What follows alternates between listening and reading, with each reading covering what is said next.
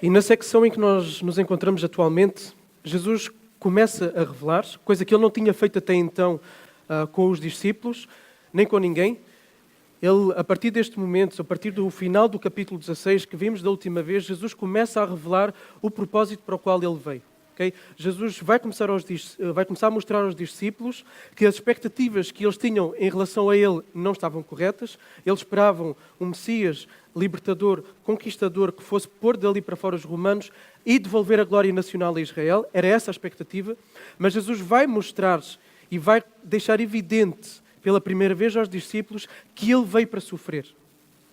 Que ele era o Messias que tinha vindo para não suprir essas expectativas que tinham em relação a ele, mas que ele tinha vindo para sofrer, que ele tinha vindo para morrer.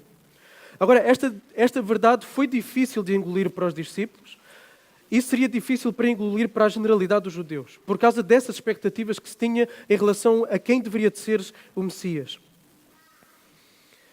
Então Jesus apresenta-se a eles como um Messias que vai sofrer na mão dos políticos, na mão dos líderes religiosos, em vez de os derrotar. Okay? E os discípulos não só tinham estas expectativas em relação ao Messias, como tinham expectativas em relação a eles próprios. Porque eles acreditavam que, ao andarem de perto daquele que ia instaurar o seu reino, daquele que ia governar, eles iriam também reinar junto com ele. Okay? Então eles tinham essa expectativa, tanto que vai aparecer a discussão de quem é que se vai sentar à tua direita. Okay? Quem é que vai sentar à tua direita? Vou ser eu? Sentar à direita seria ter este poder, esta autoridade, seria ter este lugar de destaque. Então havia por parte dos discípulos também esta expectativa. E Jesus chega junto deles com um alfinete e rebenta-lhes o balão. Mais uma expectativa frustrada. Porque o que nós vimos da outra vez foi que Jesus disse: eu vim sofrer. Eu vim para sofrer. Vocês também vão ter que sofrer. E aí Jesus chama os seus discípulos e diz que quem o quiser seguir tem que negar-se a si mesmo, dizer não a si mesmo, tem que tomar a sua cruz, e tomar a cruz era sinónimo de estar preparado para a pena máxima, para a pena de morte, tem que estar pronto a morrer também, e seguir e obedecer e imitar Jesus em tudo. Okay? Os discípulos tinham que estar prontos para isto. Era isto que os esperava. Então aquilo que nós vimos é que antes da coroa de ouro vem a coroa de espinhos. E vimos que também nós muitas vezes não estamos prontos a colocar a coroa de espinhos porque nós não temos uma visão da coroa de ouro diante de nós. Jesus ia adquirir um povo para si. Jesus iria adquirir um povo que, além da nacionalidade judaica, com a morte de Jesus, ele ia adquirir para si todos aqueles que se arrependem e que confiam em Deus. Tanto aqueles que vieram antes de Jesus, como aqueles durante a vida de Jesus, quanto todos aqueles depois da ascensão de Jesus. Todos esses foram adquiridos por Cristo na cruz. Este era o seu povo. Okay? Era um povo que ia além das fronteiras de Israel. Então, a vinda do Messias ia muito além daquilo que os discípulos e todos os judeus esperavam. Era isto que ele tinha vindo fazer. Ele depois iria voltar em glória. Nós vimos isso também da última vez no final do capítulo 16. Jesus disse que voltaria em glória e queria julgar a todos. Mas antes desse momento de glória, primeiro tem que ver o momento do sofrimento. E é isto que Jesus quer mostrar aos discípulos. Antes do momento da glória vinha o momento da dor, o momento do cálice da ira de Deus que seria derramado sobre ele. E hoje nós vamos ver a chave, nós hoje vamos ver a solução para se enfrentar as coroas de espinhos que temos que usar durante esta vida. Jesus vai dar combustível a 3 dos seus discípulos mais íntimos. Combustível para visualizarem a sua glória, a fim de que possam suportar o sofrimento que está diante deles pela frente ao serem apresentados como os futuros líderes da igreja primitiva, estes apóstolos. E assim Jesus, na passagem que nós vamos ver hoje, vai cumprir o último versículo que nós vimos da outra vez, em que ele disse em Mateus 16, 28, em verdade vos digo, alguns dos que estão aqui de modo nenhum provarão a morte até que vejam o Filho do Homem vindo no seu reino. Os discípulos vão começar a ver aqui o Filho do Homem na sua glória com o seu reino. Okay? E o evento que nós vamos ver hoje vai marcar para sempre os discípulos. Vai ser um evento inesquecível na vida de hoje. E da mesma forma que vai marcar os discípulos, este tipo de evento é um evento que tem que marcar também cada um daquele que se afirma como cristão. Qualquer um que tenha o encontro com Deus, o encontro com Cristo, tem que ficar profundamente marcado e transformado. Então nós vamos ver 4 aspectos, 4 marcas de quem afirma que teve o encontro com Cristo, de quem afirma que teve o encontro com Deus. Quem diz que já se rendeu a Deus, quem diz que já teve o encontro com Cristo, tem que ter estas 4 marcas que nós vamos ver hoje. Então vamos ler Mateus 17, 1 a 13.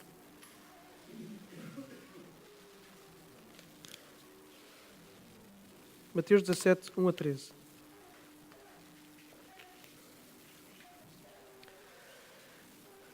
Diz assim: 6 dias depois, Jesus tomou consigo Pedro, Tiago e João, irmão deste, e os levou em particular a um alto monte, e foi transfigurado diante deles. O seu rosto resplandeceu como o sol, e as suas roupas tornaram-se brancas como a luz. Então apareceram diante deles Moisés e Elias, falando com ele. Tomando a palavra, Pedro disse a Jesus: Senhor, é bom estarmos aqui. Se quiseres, farei aqui 3 tendas, uma para ti, outra para Moisés e outra para Elias. Ele ainda estava falando quando uma nuvem luminosa os cobriu. E dela saiu uma voz que dizia: Este é o meu filho amado em quem me agrado, a ele ouvi. Ouvindo isso, os discípulos caíram com o rosto em terra e ficaram com muito medo. Então Jesus aproximou-se e tocando-os disse: Levantai-vos e não temais. E erguendo os olhos, eles não viram mais ninguém senão Jesus. Enquanto desciam do monte, Jesus lhes ordenou: A ninguém conteis a visão, até que o Filho do Homem seja ressuscitado dentre os mortos. Os discípulos lhe perguntaram: Por que então os escribas dizem que é necessário que Elias venha primeiro? Ele respondeu: Na verdade, Elias vem e restaurará todas as coisas. Digo-vos, porém, que Elias já veio e eles não o reconheceram, mas fizeram-lhe tudo o que quiseram. Assim também o Filho do Homem sofrerá nas mãos deles. Então os discípulos entenderam que lhes falava de João Batista. Então Jesus pega em 3 dos apóstolos, ok? Pedro, Tiago e João. E isto não é novidade. Jesus várias vezes faz isto. Pelo menos em 2 momentos, Jesus traz para mais perto de si estes 3 nomes: Pedro, Tiago e João. Jesus fez isso quando foi ressuscitar a filha de Jairo, aquele líder da sinagoga. Ela tinha morrido. E Jairo vai ter com Jesus, interpela Jesus e diz: Jesus, faz alguma coisa, por favor. Então Jesus vai e, para entrar na casa, tendo a menina já morrido, ele chama apenas Pedro, Tiago e João. E entra dentro da casa, entra dentro do quarto da menina e ressuscita a menina. Outro momento em que Jesus leva consigo Pedro, Tiago e João é momentos antes da sua morte. Quando Jesus vai orar no jardim do Getsémani, ele aí chama para perto para orarem junto com ele Pedro, Tiago e João. Então estes 3, Pedro, Tiago e João, faziam parte do círculo mais íntimo de Jesus. Viam de perto as reações de Jesus, viam de perto Jesus a orar, viram de perto o poder de Jesus, a glória de Jesus, viram de perto a agonia de Jesus. Eles caminhavam perto de Jesus. E estes 3 então tiveram o privilégio de acompanhar Jesus nestes momentos-chave. Jesus estava a prepará-los. Estes nomes seriam os principais líderes da igreja primitiva.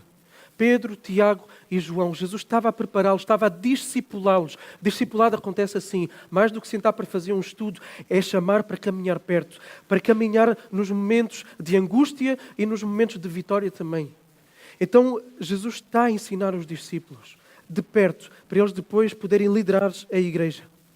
E Jesus aqui, neste momento, chama estes 3 para subirem com ele ao monte, porque Jesus vai-lhes revelar a sua glória. Vai-lhes mostrar que ele é o Messias. Vai-lhes mostrar que ele é Messias, não segundo as suas expectativas, mas além das expectativas que eles tinham. Eles nunca iam esperar viver este evento que viveram com Jesus. Se eles esperavam um rei político, não iam ter, mas eles não esperavam que estivesse diante deles o Deus vivo que manifestou a sua glória como manifestou nesta passagem. Então Jesus vai-lhes mostrar a sua glória além das expectativas deles. E 3 elementos nós podemos ver aqui que revelam a glória divina de Jesus. O primeiro elemento é a transfiguração. Então diz aqui a passagem, 6 dias depois do último evento que foi relatado, 6 dias depois da afirmação que os discípulos receberam de que eram também chamados a sofrer, Jesus leva estes homens ao monte. Agora, o facto de ter sido 6 dias depois remete para uma outra passagem que também aconteceu no monte e que também foi muito especial para o povo de Israel. O Monte Sinai. Quando Moisés subiu no Monte Sinai. Em Êxodo 24:16, não é preciso abrir, momento em que Deus começou a falar com Moisés sobre o monte, foi depois da nuvem, da presença de Deus ter estado sobre esse monte durante 6 dias. No 7º dia, Moisés subiu. Então, depois de 6 dias, Jesus leva os apóstolos para o monte. E tudo aquilo que nós vamos ver que está aqui relatado nesta passagem faz imensas alusões a esse momento do Monte Sinai. Tanto que os leitores de Mateus certamente perceberiam logo todas essas alusões, essas analogias. Okay? Então, eles foram levados a um monte, e o que é que aconteceu nesse monte? Jesus foi transfigurado diante deles. Ou seja, Jesus foi transformado. A aparência de Jesus transformou-se diante deles. O que é que aconteceu? O rosto de Jesus brilhou como o sol. Okay? O rosto de Jesus brilhou como o sol. As suas roupas também ficaram brilhantes. E Lucas, na passagem paralela a esta, ou seja, no mesmo relato que Lucas faz deste evento, diz que as roupas de Jesus brilharam como um relâmpago. Então, quando nós vemos um relâmpago, sabemos como é. As roupas de Jesus brilharam naquele momento como um relâmpago, diz Lucas. E ainda assim eu acredito que estas expressões que eles usaram foi a forma mais próxima de poderem reproduzir em termos de palavras aquilo que aconteceu. Porque normalmente nestes eventos toda a expressão verbal é curta para definir aquilo que acontece. Então, se isto aqui, este relato por meio destas palavras já nos soa assim a grandioso, muito mais grandioso terá sido de facto aquilo que eles certamente viram e ouviram e experienciaram. Okay? E aqui, ao ser relatado que o rosto de Jesus brilhou, certamente os leitores de Mateus lembraram-se de um outro evento. Quando Moisés, quando desceu do monte, depois de ter estado com Deus, o rosto dele brilhava. Agora Paulo vai nos dizer que Moisés tinha que fazer o quê? Cobrir o rosto. Porquê? Porque essa glória ia desaparecendo. Então, para o povo não perceber que essa glória ia desaparecendo, Moisés cobria o rosto. Porquê? Porque a glória não era de Moisés. Moisés era apenas um espelho da glória de Deus. Aqui com Jesus, a glória vem do seu próprio rosto. A glória vem do seu próprio rosto. Porque Ele mesmo é Deus. Ele mesmo é Deus. Jesus brilhou com sua glória. E várias vezes nós vemos Deus a manifestar-se a alguém no Antigo Testamento, muitas vezes por meio da luz, por meio de uma nuvem luminosa, em que aqueles que estavam a viver esse momento não conseguiam permanecer indiferentes. Por exemplo, quando Deus faz a aliança com Abrão, Deus faz uma aliança com Abrão, coloca Abrão num sono profundo e depois Deus manifesta-se a Abrão por meio de uma tocha de fogo. Por meio de uma tocha de fogo. Quando Deus chama Moisés pela primeira vez que existe um diálogo com Moisés, como é que Deus se manifesta a Moisés? Por meio de uma sarça ardente. Um fogo que não consumia a sarça. O fogo estava sempre ali. No Monte Sinai, quando Deus se manifestou ao povo, naquele monte, o que é que aconteceu? Além da montanha tremer, o que é que aconteceu? Havia relâmpagos. Havia uma nuvem luminosa. E a aparência de quem estava cá debaixo, diz Êxodo, é a seguinte, diz assim o texto: a glória do Senhor repousou sobre o Monte Sinai, e a nuvem o cobriu durante 6 dias. No 7º dia, do meio da nuvem, Deus chamou Moisés. Aos olhos dos israelitas, a aparência da glória do Senhor no alto monte era como fogo que consome. Okay? Mais tarde, em Êxodo 40, o tabernáculo vai ser construído. Depois que o tabernáculo é construído e que o tabernáculo é inaugurado, a glória de Deus encheu a tenda por meio de uma nuvem. E em que momentos é que a tenda caminhava à medida que eles iam fazer esta jornada pelo deserto? No momento em que a nuvem luminosa se levantava da tenda durante o dia e durante a noite, o que é que permanecia por cima da tenda? Uma coluna de fogo. Sempre luz. Sempre luz. Mais tarde, quando o povo de Israel finalmente está instalado na sua terra, Salomão vai construir o templo. Quando o templo é inaugurado, o que é que acontece? A glória de Deus encheu o templo. E os sacerdotes nem conseguiam permanecer de pé diante da glória de Deus.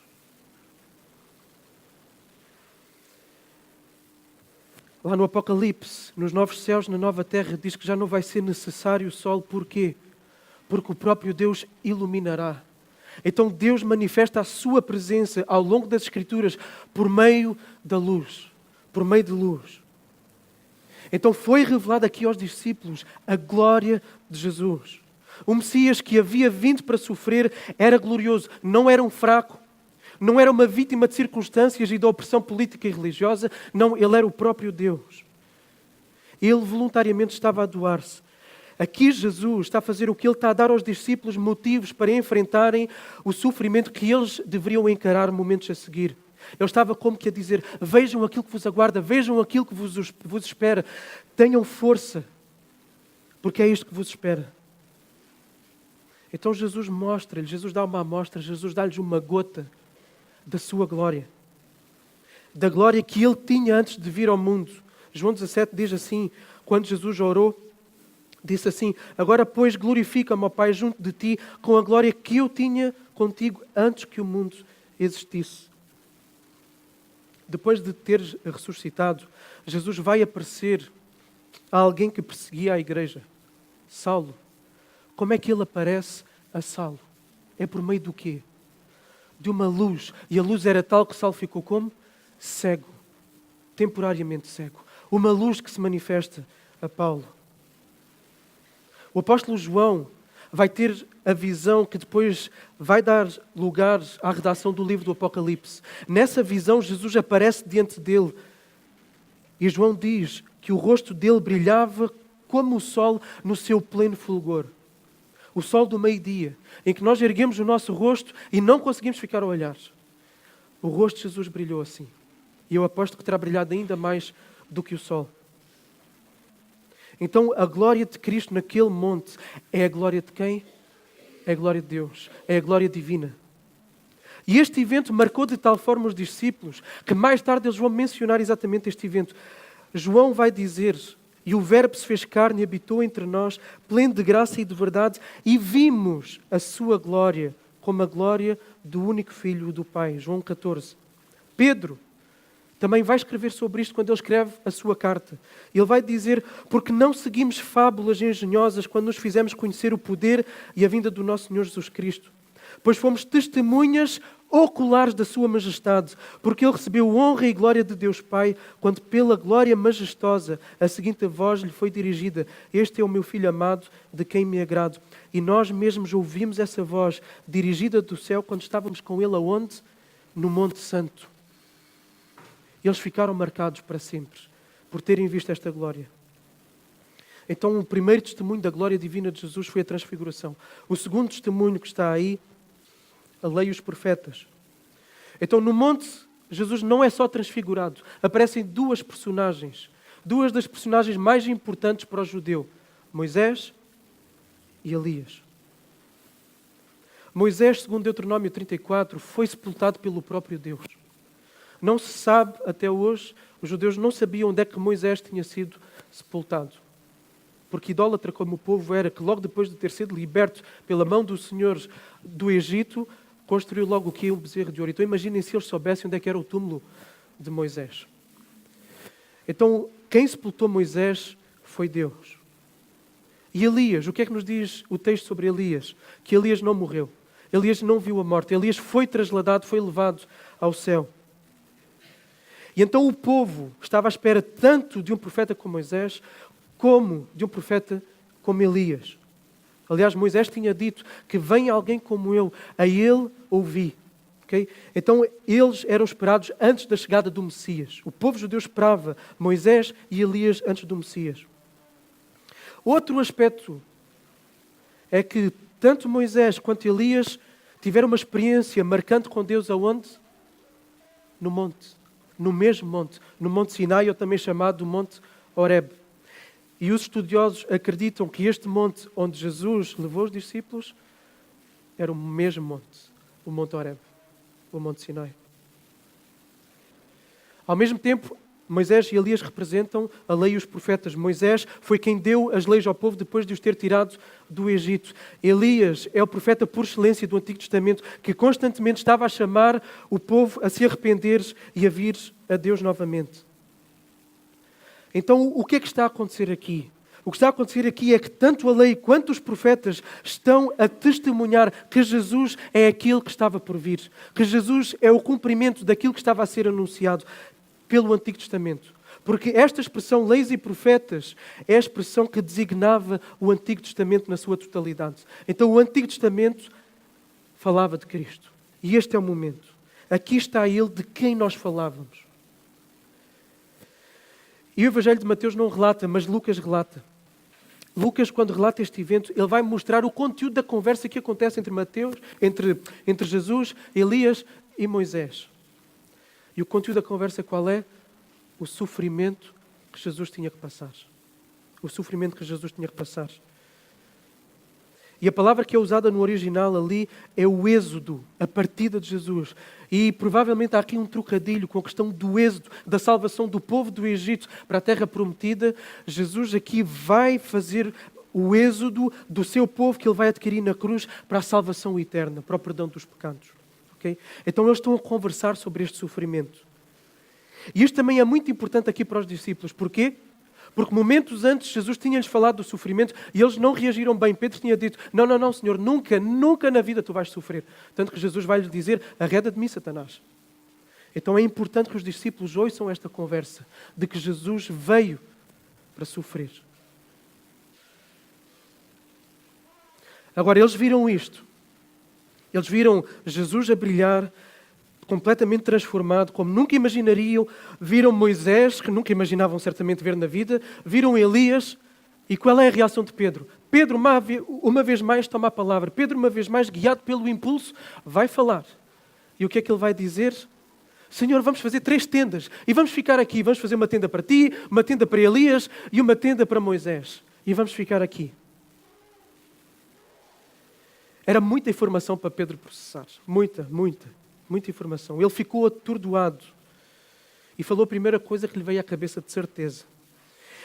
E é Marcos. Marcos vai nos dizer que Pedro falou o que falou porque estava como? Estava assim. Estava cheio de medo. Quando as pessoas estão completamente apavoradas e aterrorizadas, as coisas que dizem nem são propriamente processadas. Sai. Mas ao mesmo tempo eu acredito que junto com aquele medo estava o desejo de querer congelar aquele momento, de querer permanecer ali diante da glória de Cristo, com Moisés, com Elias, e não voltar para aquela realidade que Jesus disse que ia ser de facto a realidade, o sofrimento, a morte, a coroa de espinhos. E ele queria preservar aquele momento de glória. Ok? Então, a transfiguração atesta a glória divina de Jesus, os profetas e a lei atestam a glória divina de Jesus e um terceiro e último elemento, Deus Pai. Quando Pedro ainda estava a falar estas coisas, apareceu uma nuvem luminosa. Outra vez esta questão da nuvem luminosa. E a nuvem luminosa cobriu-os, envolveu-os. E aqui temos a ideia outra vez da presença de Deus. Era Deus no meio deles, o próprio Deus. Da mesma forma que Deus tinha estado com Moisés ali no Monte Sinai, com Elias no mesmo monte, agora Deus estava-se a fazer presente ali no meio deles. E o que é que Deus falou? Este é o meu filho amado em quem me comprazo. Lembram-se destas palavras? Houve um outro momento em que Deus falou isto em relação a Jesus. Quando? No batismo de Jesus. Só que aqui há algo muito importante que é acrescentado. Se repararem. Ele não diz só, este é o meu filho amado em quem tenho prazer. Ele diz, a ele ouvi. E isto é importantíssimo aqui.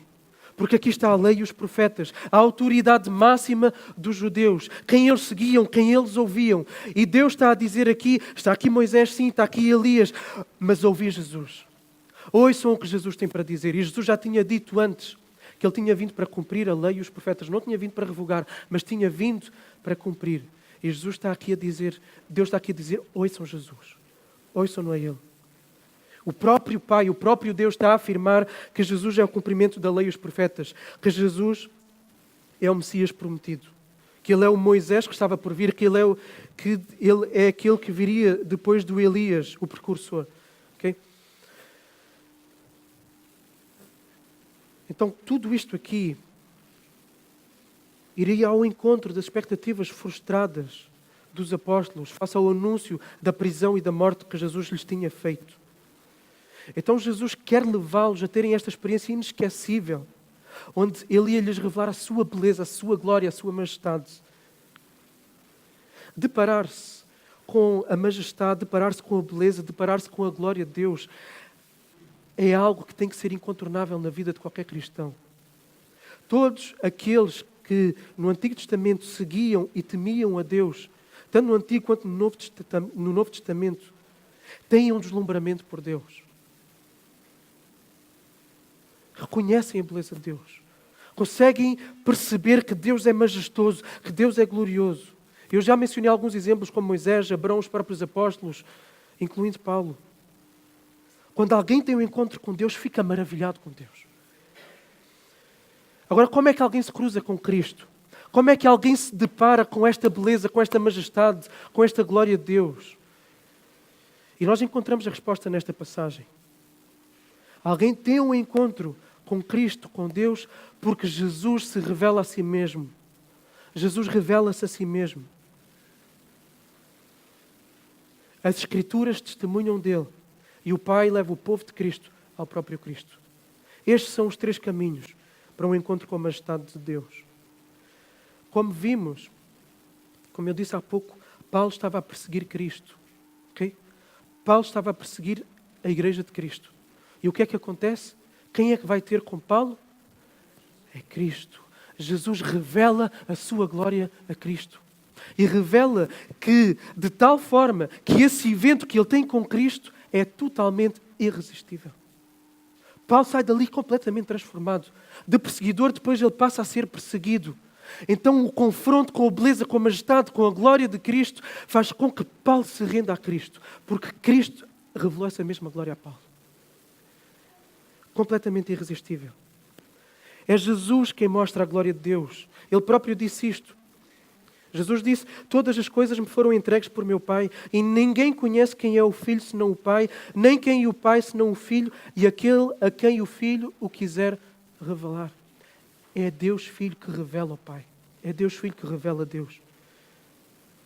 Então aquele que a Trindade tiver elegido desde a eternidade será confrontado a determinado momento com a glória de Deus, com quem Deus é, com a obra de Cristo, com a sua morte pelos pecados, com a sua ressurreição, com a sua ascensão, será confrontado com isto.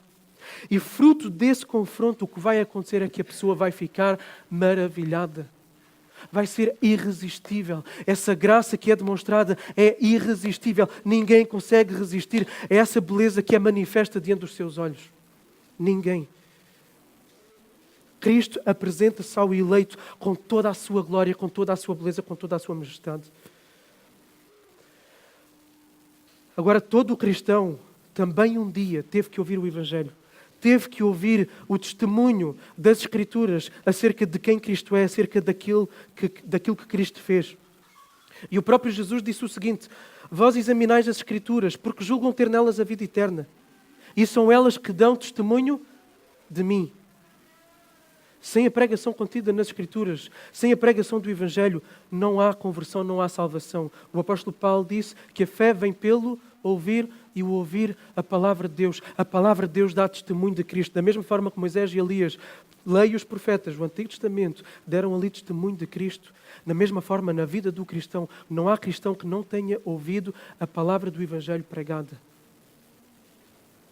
E mais, é o próprio Deus que revela ao coração do pecador Cristo e a sua obra. Jesus disse também isto. Ninguém pode vir a mim se o Pai que me enviou não o trouxer. É o Pai. É o Pai. E quando se diz Deus, diz também o Espírito, porque João disse que o Espírito Santo é que convence do pecado, da justiça e do juízo. É o Espírito Santo que faz nascer de novo. Ninguém sabe para onde é que ele vai e ninguém nasce de novo por sua vontade, mas pela vontade de Deus. Então é Deus que se revela ao eleito. E revela-se em glória, revela-se em majestade, na sua beleza, que ninguém consegue resistir. Então é impossível alguém ser confrontado com Cristo e não reconhecer a sua glória, a sua beleza. Ele é a imagem do Deus invisível. Ele é o primogênito sobre toda a criação. Nele foram criadas todas as coisas nos céus e na terra, as visíveis e as invisíveis, sejam tronos, sejam dominações, sejam principados, sejam poderes. Tudo foi criado por Ele e para Ele. Ele existe antes de todas as coisas. Nele tudo subsiste. Ele também é a cabeça do corpo, que é a igreja. Ele é o princípio, o primogênito dentre os mortos, para que em tudo tenha o primeiro lugar, porque foi da vontade de Deus que nele habitasse toda a plenitude. E havendo feito a paz pelo sangue da sua cruz, por meio dele reconciliasse consigo todas as coisas, tanto as que estão na terra quanto as que estão nos céus. Este é Cristo. Esta é a sua beleza. E os salmos, muitas vezes, são exatamente tentativas de quem tem este confronto com a glória divina, de colocar em palavras que muitas vezes são elas insuficientes para expressar tamanha beleza. E ainda assim, quando os lemos, dizemos isto é maravilhoso. Por exemplo, o Salmo 99 diz: cantai um cântico novo ao Senhor, cantai ao Senhor todos os moradores da terra, cantai ao Senhor, bendizei o seu nome, dia após dia proclamai a sua salvação, anunciai a sua glória entre as nações e as suas maravilhas entre todos os povos, porque o Senhor é grande e digno de ser louvado, mais temível do que todos os deuses. Porque todos os deuses dos povos são apenas ídolos, mas o Senhor fez os céus. Glória e majestade estão diante dele. Há força e beleza no seu santuário. Tributai ao Senhor, ó famílias dos povos. Tributai glória e força ao Senhor. Tributai ao Senhor a glória devida ao seu nome. Trazei ofertas, entrai nos seus átrios. Adorai o Senhor na beleza da sua santidade. Então Jesus é mais do que uma doutrina a ser assimilada. Jesus é uma pessoa em que na sua glória divina e na sua obra terrena, Ele deve ser profundamente admirado e amado. É uma pessoa, não é só uma doutrina. Então a pergunta incontornável que resulta daqui é: Jesus já se revelou a ti nesta beleza, nesta glória, nesta majestade? Porque se te afirmas como um verdadeiro seguidor de Cristo, então deves ter tido um encontro destes com Cristo, com a obra de Cristo. E esse encontro não pode ter deixado indiferente. Se Jesus para ti é indiferente, então nunca tiveste um encontro com esta beleza. Porque quem se encontra com esta beleza é completamente mudado para sempre. Para sempre. Se Ele é para ti alguém apenas de quem ouviste falar, ou que os teus pais te falaram sobre Ele e ouviste toda a tua vida na igreja, então não és cristão, não és. Todo o verdadeiro cristão tem que ser alguém completamente encantado, apaixonado, maravilhado, entusiasmado com a beleza, com a obra de Cristo. Se te afirmas como cristão, então deves, em algum momento da tua caminhada nesta vida, ao olhar para Ele, para quem Ele é, para aquilo que Ele fez, ter visto a sua glória, o seu brilho, Ele deve ter brilhado diante de ti ao ponto de teres ficado sem reação, de dizer: uau.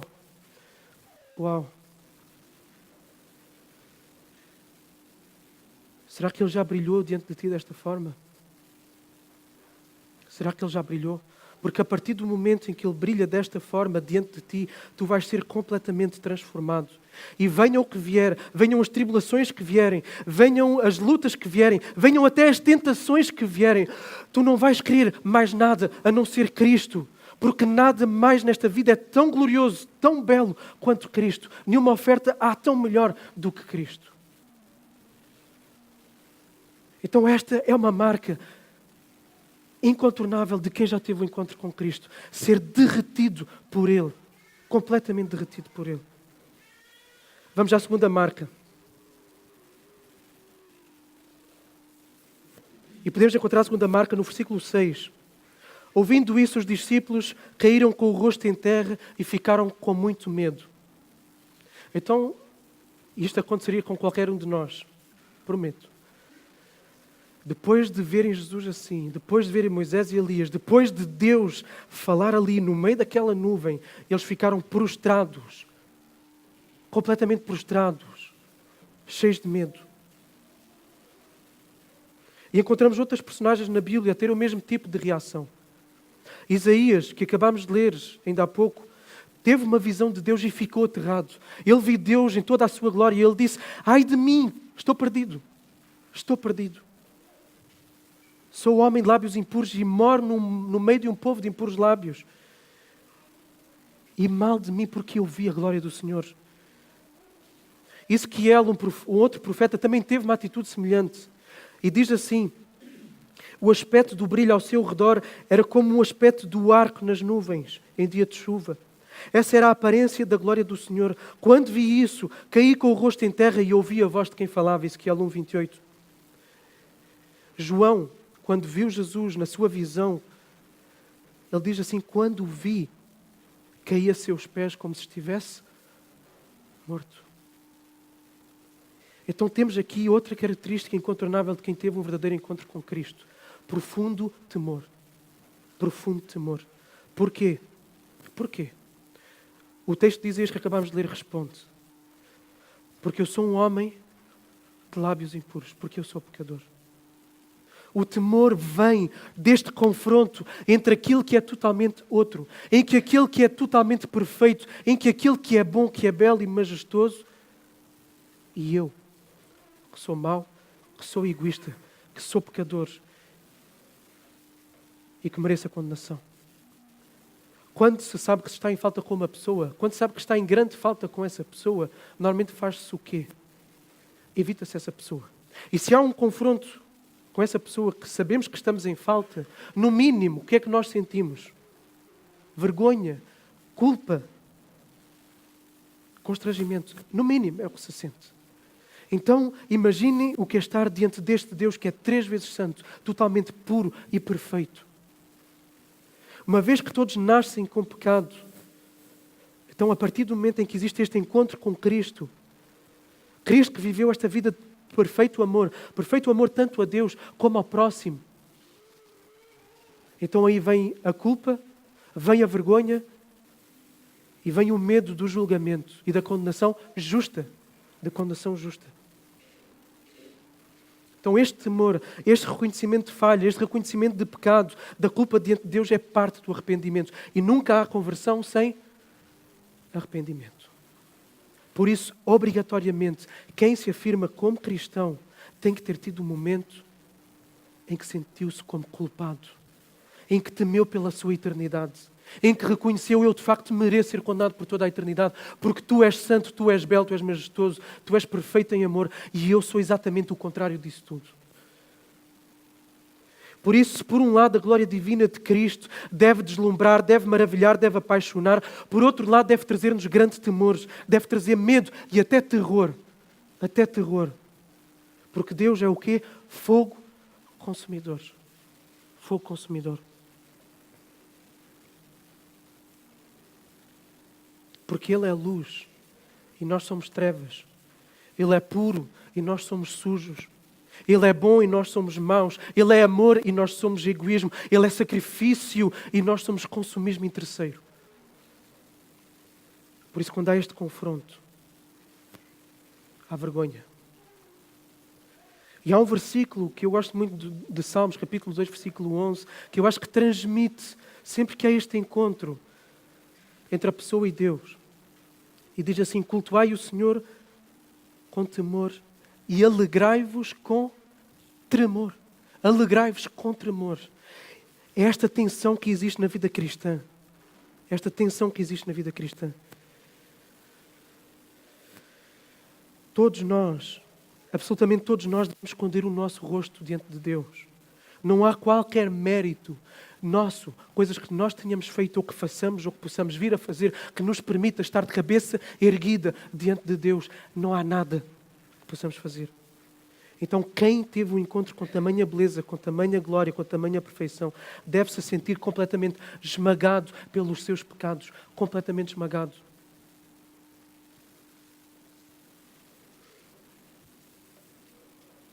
Temos que nos ter sentido, nesse momento, completamente perdidos, aterrorizados pela falta de capacidade, pela falta de justiça própria. E é aqui que nós vamos para a terceira marca. Terceira marca, versículos 7 e 8. E esta é maravilhosa. Então Jesus, aproximando-se e tocando-os, disse: levantai-vos e não temeis. E erguendo os olhos, eles não viram mais ninguém senão Jesus. E estes versículos, neste contexto, tendo nós feito esta caminhada até aqui, têm tanta, mas tanta força. Os discípulos estão ali prostrados. Estão terrificados, aterrorizados por terem visto a divindade de Cristo, por terem visto a glória de Deus, por perceberem que quem tem um encontro com o Deus vivo, aquilo que deve acontecer é morrer, porque Deus é santo e nós somos pecadores.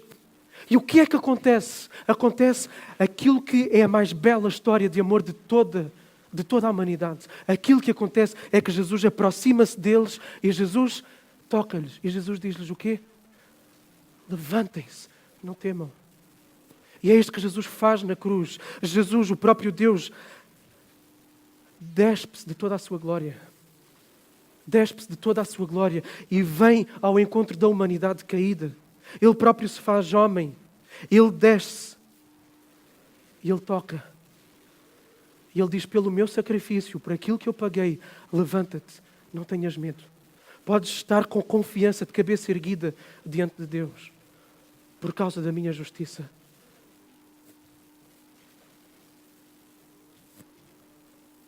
Esta imagem exemplifica tão bem aquilo que acontece na conversão. Este simples versículo, esta simples imagem, é Cristo que vai ter com o pecador perdido. É Deus que se faz homem e que desce até ao homem. E nós vemos esta iniciativa divina várias vezes também ao longo das Escrituras. Lídia, por exemplo, das minhas histórias preferidas. Lídia. O que é que diz o texto que Deus faz com Lídia? Deus abriu o coração de Lídia para que ela ouvisse aquilo que Paulo pregava. Deus é que foi ao encontro de Lídia. A iniciativa é divina. Diz Paulo, Ele vos deu vida estando vós o quê? Mortos nas vossas transgressões e pecados. Ele, diz Hebreus, é o quê em relação à fé? É o autor e o consumidor da fé. O autor e o consumidor da fé. Então Ele vai até ao pecador, Ele faz essa caminhada e Ele atrai-o com as suas cordas de amor. Cristo vai até ao pecador por meio do sacrifício que Ele fez na cruz, por ter sofrido sobre Ele a justiça divina que devia cair sobre o pecador. É por causa da morte de Cristo que o pecador arrependido pode, conforme diz Hebreus, ter coragem para entrar no lugar santíssimo por meio do sangue de Jesus. E Cristo, outro exemplo fantástico em relação a este ponto, é que quando Lázaro está morto, Lázaro está lá no seu túmulo. Como é que Jesus o ressuscita? Jesus fala. E Jesus dá uma ordem. E qual é a ordem que Jesus dá? Sai. Sai. Lázaro estava morto. E Jesus toma a iniciativa. Não é Lázaro que vai ter com Jesus e pede para o ressuscitar. É Jesus que vai ter com Lázaro e diz, sai. E sempre que alguém se converte, é porque Jesus diz, sai do teu estado de morte espiritual. Sai do teu estado de pecado. E a pessoa, os seus ouvidos são abertos. A sua visão é aberta. E ela vê Cristo neste encontro maravilhoso, nesta gloriosa e beleza, majestade que é colocada diante dele. E o pecador vai dizer, eu quero Cristo, eu não quero mais nada a não ser Cristo. Ele se arrepende, ele nasce de novo. Ele nasce de novo. E aí, outro detalhe maravilhoso que está aqui no texto, é que quando eles abrem os olhos, o que é que eles veem? Só Jesus. Não vem a Moisés, não vem a Elias, não vem mais nada, só vem a Jesus. E é isto que acontece quando uma pessoa se converte. A pessoa antes tem tudo mais à sua frente, tem tudo mais como prioridade na sua vida, tem tudo mais como segurança da sua própria identidade, da sua vida, da sua confiança. A partir do momento em que Cristo se revela a ela, a partir do momento em que ela se arrepende dos seus pecados, a partir do momento em que Jesus diz, sai, Jesus lhe dá vida, ela só vê Cristo, não vê mais nada. Ela só vê Cristo, Cristo brilha diante dela. Em Cristo só. E esperarei. Só Cristo. Estes detalhes são maravilhosos para a palavra de Deus. Maravilhosos. Cristo, a partir desse momento, torna-se a única fonte de perdão, a única fonte de alegria, a única fonte de paz, a única fonte de segurança, de identidade. Cristo torna-se tudo para a pessoa. Tudo.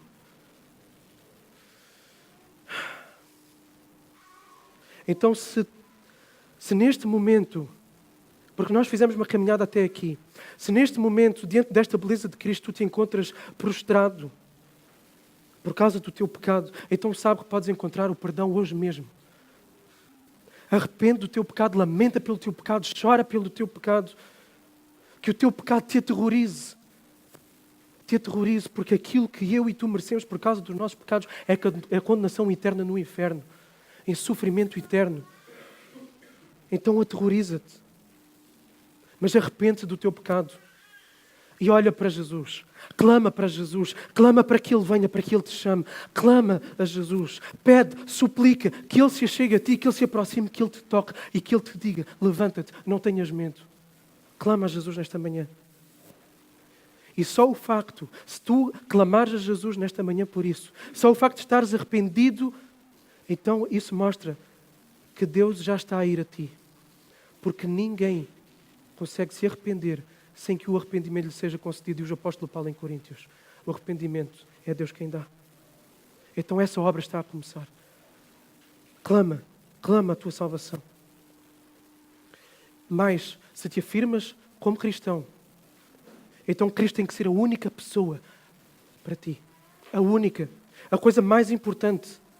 Deve ser a pessoa para quem olhas com mais expectativa. Não são os teus sonhos, não são as tuas carreiras profissionais, não é alguém, não é o teu marido, não é o teu namorado, não é ninguém, mas só Cristo. Se de facto tu és convertido, se de facto tu dizes que segues a Cristo, Cristo tem que ser só Ele para ti. Mais nada, nem mais ninguém. Mais nada. E se te dizes que já tiveste um encontro com Cristo, então já deves ter recebido este toque. E neste momento tu podes estar diante de Deus com toda a confiança, com toda a segurança. E podes, segundo aquilo que Paulo também diz, porque recebeste o Espírito de Cristo dentro de ti, podes abrir a boca e dizer aquilo que só se pode dizer quando se tem o Espírito. O quê? Abba, Pai. Pai. Então aí Deus não é mais o nosso juiz, Deus é o nosso Pai, por causa deste toque de Jesus em nós. Quarta e última marca. Versículo 9 a 13. Enquanto desciam do monte, Jesus lhes ordenou: a ninguém conteis a visão até que o Filho do Homem seja ressuscitado entre os mortos. Os discípulos lhe perguntaram: por que então os escribas dizem que é necessário que Elias venha primeiro? Ele respondeu: na verdade Elias vem e restaurará todas as coisas. Digo-vos, porém, que Elias já veio e eles não o reconheceram, mas fizeram-lhe tudo o que quiseram. Assim também o Filho do Homem sofrerá nas mãos deles. Então os discípulos entenderam que lhes falava de João Batista. Então Jesus pede segredo aqui aos discípulos. Pede que não contem a ninguém aquilo que eles viram. Porque se momentos antes que nós, quando passámos por essa passagem, vimos, quando Jesus faz o milagre da multiplicação dos pães e dos peixes, qual é a reação do povo? Querem fazer de Jesus rei à força. Querem fazer de Jesus rei. Querem destronar os romanos, querem fazer de Jesus rei. Então imaginem o que é os discípulos chegarem ao pé dos outros discípulos, contarem isto aqui, espalhar-se, então aí é o caos completo. Aí vão querer forçar Jesus a ser rei, mas Jesus não tinha vindo para isso. Okay? Então Jesus pede-lhes segredo. Agora, os discípulos, percebe-se pela pergunta que eles fazem, eles ainda estavam a tentar assimilar aquilo que eles tinham vivido. E então eles vão perguntar, será que esta visão era a promessa da vinda de Elias? Porque nós vimos Elias está vivo. É este o momento em que Elias vem, conforme Malaquias disse que Elias viria? Será que é agora o momento que Elias vem? E Jesus vai responder que o verdadeiro cumprimento dessa promessa já tinha acontecido. E que quem veio tinha sofrido. E da mesma forma que esse que veio tinha sofrido, ele também iria sofrer. Ou seja, mais uma vez Jesus sublinha aqui, ok, apesar de termos tido este momento glorioso, a realidade é, eu vou ter que sofrer. Okay? E quando Jesus diz que aqui, o Elias que estava por vir já veio e sofreu, o que é que os discípulos entendem? Que era João Batista. Eles entenderam. Eles por eles próprios chegaram a essa conclusão por aquilo que Jesus lhes disse. Então os discípulos aqui finalmente estavam a juntar peças. Finalmente os discípulos estavam a começar a compreender as coisas. E a última marca que eu quero trazer para aqui é que quem já teve um verdadeiro encontro com Cristo começa uma caminhada de crescimento, de entendimento das coisas espirituais. Paulo diz, o homem natural não aceita as coisas do Espírito de Deus, porque lhe são absurdas. E não pode entendê-las porque se compreendem espiritualmente. Mas aquele que é espiritual compreende todas estas coisas. Então não é natural que quem nasceu de novo permaneça num estado de infância espiritual. Permaneça como um bebé. Um bebé, como Leonardo, precisa de ser amamentado. Precisa de ser alimentado. E aquilo que é natural num bebê que nasce é o crescimento, é o desenvolvimento. Então, uma marca de quem teve o encontro com Cristo é que cresce, é que se desenvolve. Cresce em obediência, cresce em arrependimento, cresce em santidade, cresce no amor a Deus, cresce no amor ao próximo, cresce no serviço à igreja, cresce no evangelismo, cresce na sua vida de oração, cresce nas suas vitórias contra as tentações. E os pecados que uma vez lhe faziam cair deixam de ser esses pecados e vai descobrindo que ainda há outros pecados e vai travando estas lutas no seu caráter, vai crescendo, vai sendo aperfeiçoado por Cristo. A prova que um dia nos rendemos a Cristo é que nós, ao olharmos para trás, nós, ao olharmos para o momento da nossa conversão, nós vemos que somos diferentes hoje daquilo que éramos por causa da graça de Deus. Porque crescemos, porque mudamos, fomos transformados em santidade. Não estou a dizer aqui que nós já não temos mais falhas, que nós já não caímos, que nós já não tropeçamos. Eu estou aqui a dizer que nós vamos tendo esse crescimento. E esse crescimento também é o crescimento no reconhecimento e no arrependimento dessas mesmas falhas. O orgulho que antes nos travava de reconhecer essas falhas vai crescendo e a humildade vai aumentando ao ponto de que nós vamos sendo cada vez mais transparentes com Deus e com os outros das nossas próprias falhas. Isto tem que existir em quem se afirma como cristão. Pergunta então, como é que está o teu amor por Cristo? Quando comparas o teu passado, desde o momento em que te converteste? Como é que está o teu amor pelo próximo? Como é que está o teu relacionamento com Deus, com a sua igreja, com os perdidos lá fora? Como é que está o teu conhecimento das Escrituras? Sabes mais agora do que sabias nos primeiros tempos da tua conversão? A tua vida de oração, como é que está? Está melhor? E estar melhor não quer dizer que seja mais tempo. Pode ser. Mas qualidade de oração. Não apenas orações faladas da boca para fora, mas orações onde estão dois elementos fundamentais que devem estar presentes numa oração. O nosso próprio coração, rasgado, aberto, nu, honesto diante de Deus, e a própria palavra de Deus. Nós devemos orar a palavra de Deus e juntar estas duas coisas. O nosso coração em conjunto com a palavra. Porque aí o que é que vai acontecer com o nosso coração quando nós oramos a palavra?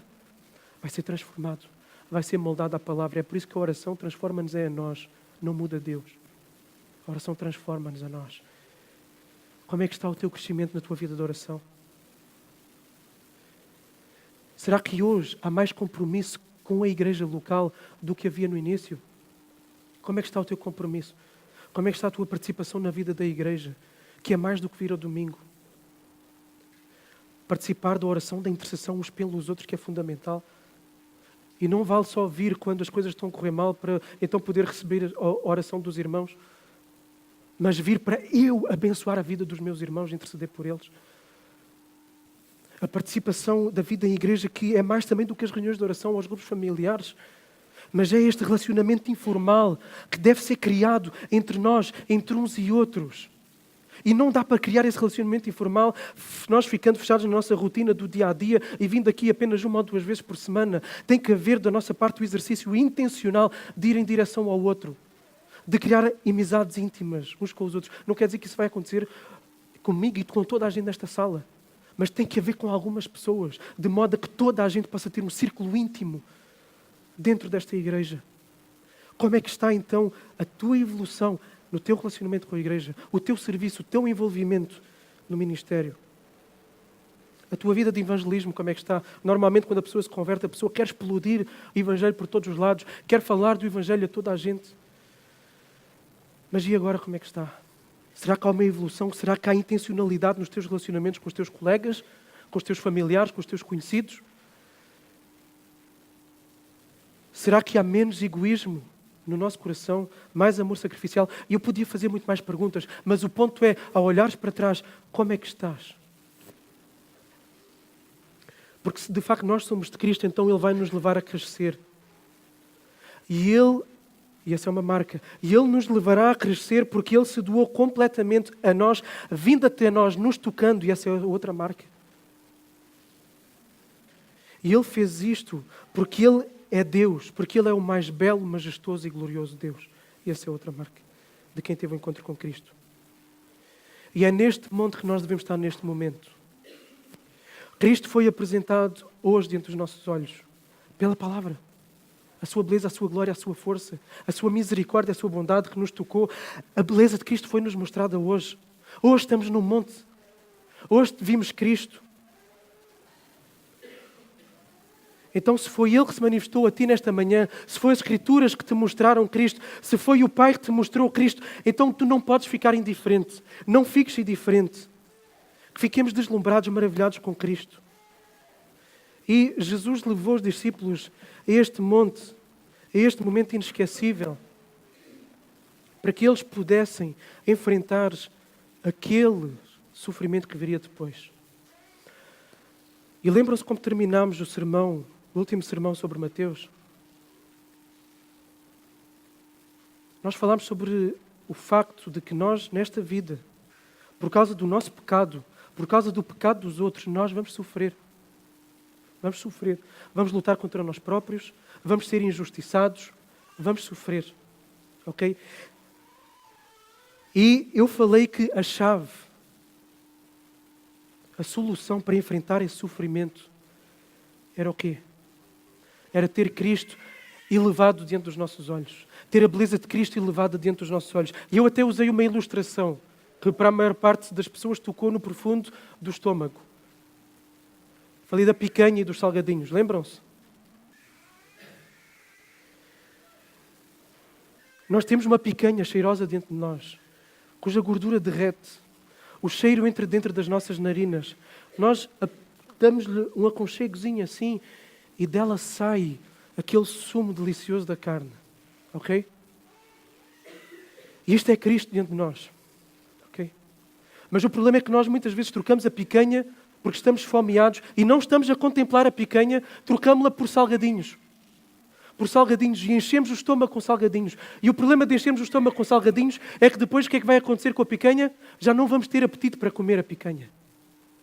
Então nós, para não cairmos nas tentações que o inimigo quer nos trazer, fruto do nosso pecado, fruto das tentações que nos são colocadas fora, fruto das injustiças que nos são feitas, fruto das circunstâncias adversas que nos chegam.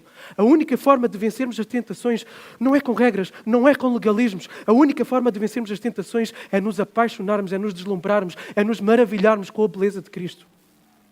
É vermos esta picanha e ver que vale a pena lutar até ao fim para ter Cristo. E Cristo esta manhã foi exposto diante dos nossos olhos. Que isto nos sirva para enfrentar tudo aquilo que nós temos que enfrentar na nossa vida. E alguns aqui enfrentam problemas de saúde graves, outros enfrentam depressão, outros enfrentam circunstâncias difíceis, outros enfrentam desafios novos que surgiram à frente, outros enfrentam pecados que têm lutado para e não conseguem vencer. E nós muitas vezes não vencemos pecados recorrentes porque nós não temos Cristo a brilhar diante dos nossos olhos. Porque a partir do momento em que Cristo brilha diante de nós, todo o resto do mundo perde o seu brilho. Perde o brilho, porque não há brilho como o de Cristo. Não há brilho como o de Cristo. Vamos orar. Senhor, obrigado pela Tua palavra. Senhor, ela é tão rica, tão cheia de detalhes, tão lindos e maravilhosos, Senhor. Tão lindos, tão lindos. E ela é bela, não por causa das suas páginas em si, ou por causa da articulação das palavras, mas ela é bela porque ela fala de Ti, porque ela te mostra. Senhor, e obrigado porque Tu te mostraste a nós nesta manhã aqui. Senhor, que nenhum de nós fique indiferente. Senhor, que sejamos conquistados pelo Teu amor, Senhor. E que se está aqui alguém nesta manhã que tem procurado encontrar beleza em coisas desta vida e só tem encontrado frustração e decepção e ilusão, que possa encontrar a Tua beleza, porque Tu não frustras, Tu não decepcionas, Senhor, porque Tu és eternamente belo, porque Tu és eternamente Deus. Senhor, quem não é Teu nesta manhã possa se tornar. Senhor, como abriste o coração de Lídia, como chamaste Lázaro por fora do túmulo, Senhor, chama essa pessoa à vida nesta manhã, Senhor, que haja salvação. E Senhor, nós que já somos Teus filhos, possamos analisar ou que nos afirmamos como Teus filhos, possamos analisar a nossa caminhada. E se estas marcas não estão presentes em nós, então possamos ter a sinceridade diante de Ti, de reconhecer que precisamos afinal de Ti. E aquilo que se calhar temos perseguido é uma imagem que nós construímos de Ti, não Tu próprio. E Senhor, aqueles de nós que temos caminhado contigo e temos visto este crescimento, possamos ter-te como o mais belo, como a coisa mais importante da nossa vida. Que nos faça desejar sempre a Ti acima de todas as coisas.